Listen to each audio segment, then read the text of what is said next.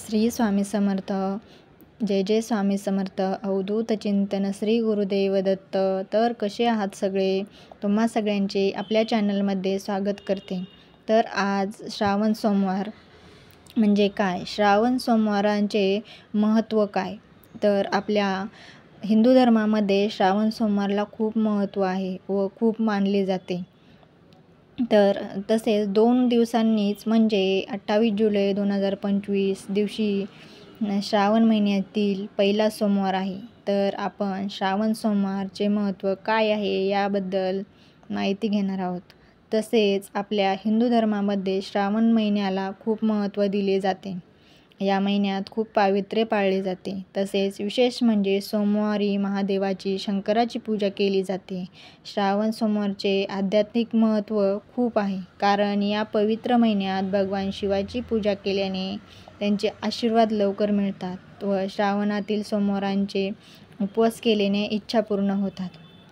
वैवाहिक जीवनात सुसंवाद येतो आणि मागील पापे शुद्ध होतात असे म्हटले जाते. श्रावण सोमवार 2025 श्रावणाचा पवित्र महिना, ज्याला सावन असे सुद्धा म्हणतात. आपल्या हिंदू कॅलेंडरमध्ये पंचांगामध्ये त्याचे खूप महत्त्व आहे, कारण तो भगवान शिव यांना समर्पित आहे.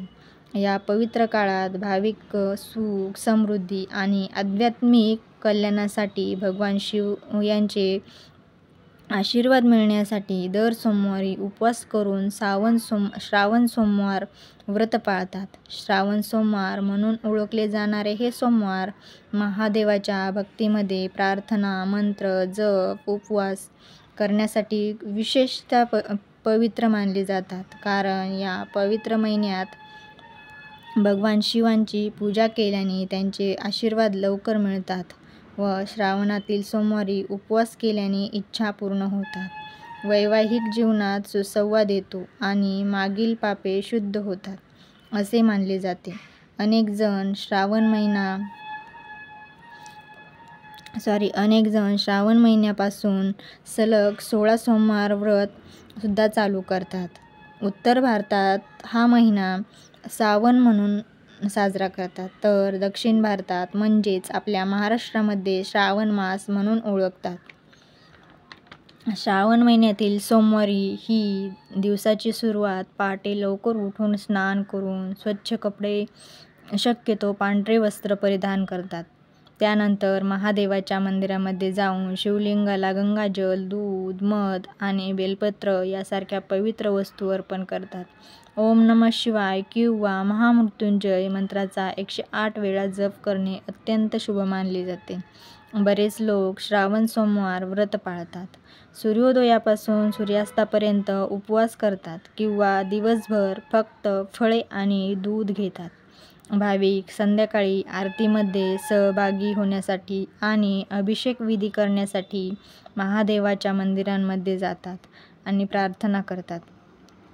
तसेच पांढरे वस्त्र परिधान करणे, दान देणे अशा स्वरूपांचे आचरण या दिवशी केले जाते. 12 ज्योतिर्लिंग म्हणून मान्यता पावलेल्या मंदिरांमध्ये जाऊन भाविक दर्शन घेतात. ज्यांना हे शक्य नसते ते स्थानिक शिव मंदिरामध्ये जाऊन दीपार्पण करतात, बेलाची पाने वाहतात व शिवमूठ अर्पण करतात. तसेच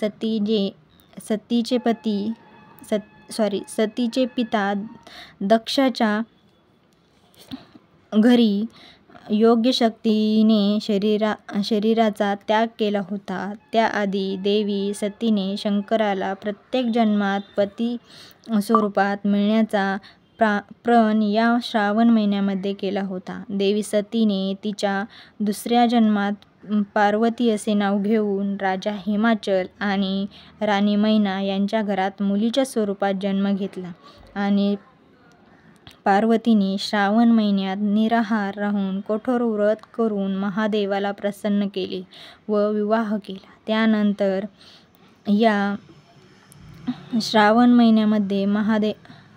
त्यानंतर महादेवाला श्रावण महिना विशेष प्रिय झाला.